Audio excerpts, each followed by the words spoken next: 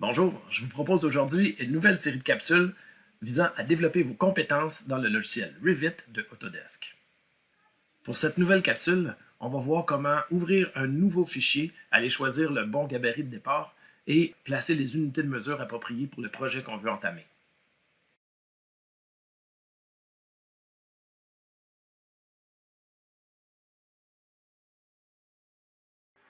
Alors, une fois que j'ai ouvert mon logiciel, je vais aller appuyer sur le bouton « Nouveau » et je vais arriver dans une interface qui va me proposer de prendre le gabarit de construction. Je vais aller fouiller dans ma liste, dans les librairies que j'ai, ici, et je vais remonter dans mon arborescence pour aller chercher le French International, où je vais trouver un gabarit de construction qui va s'appeler Construction Default US Canada français.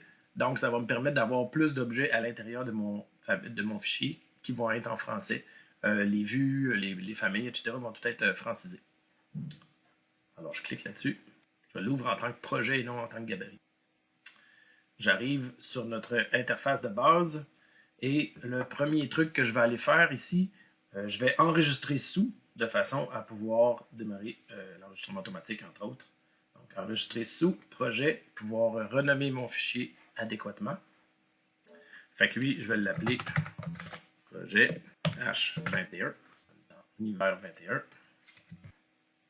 Je vais aller dans les options et je vais aller m'assurer que ici, la sauvegarde automatique va être à 3. Comme ça va me permettre de faire 3 fichiers de sauvegarde, pas plus.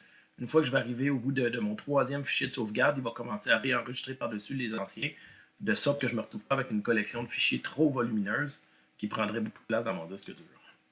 Alors, je vais comme ça. C'est beau, enregistrer.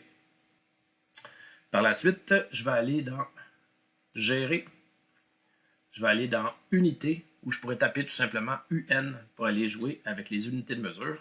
Et je veux démarrer un projet en mesure impériale. Donc, je vais aller changer ici mes unités pour pieds et fractions de pouces. Je vais supprimer les zéros pieds. Donc, si jamais je n'ai pas de pieds en avant de mes pouces, il va enlever l'unité, simplement. Je fais OK. Surface, je vais aller placer en pieds carrés. 0 décimal. Je vais mettre le symbole FT au carré, donc feet square, square feet, mais en anglais. Malheureusement, l'unité ne peut pas être traduite en français dans le logiciel. On va devoir vivre avec. Moi, je préfère celle-là que SF. Ensuite, en termes de volume, les pieds cubes. Même chose ici, FT au cube. Je vais continuer comme ça. L'angle, je le laisse comme ça. L'inclinaison, c'est nos pentes de toit, par exemple. Je vais aller le mettre en rapport de 12. 2 décimales. Et supprimer la chaîne de 0. S'il y a des zéros après mes unités, il va les enlever. Donc, si j'ai 1,12, il ne mettra pas 1,00. La devise, on peut laisser ça comme ça. Les kilogrammes par mètre cube, on va mettre livres par pied cube. L'unité de temps, l'unité de vitesse, je n'ai pas besoin de le changer pour l'instant. Si jamais je fais de la mécanique, j'ai besoin de calculer des débits dans mes tuyaux, je viendrai changer ça au besoin. Ce n'est pas très grave pour le moment. Je fais OK.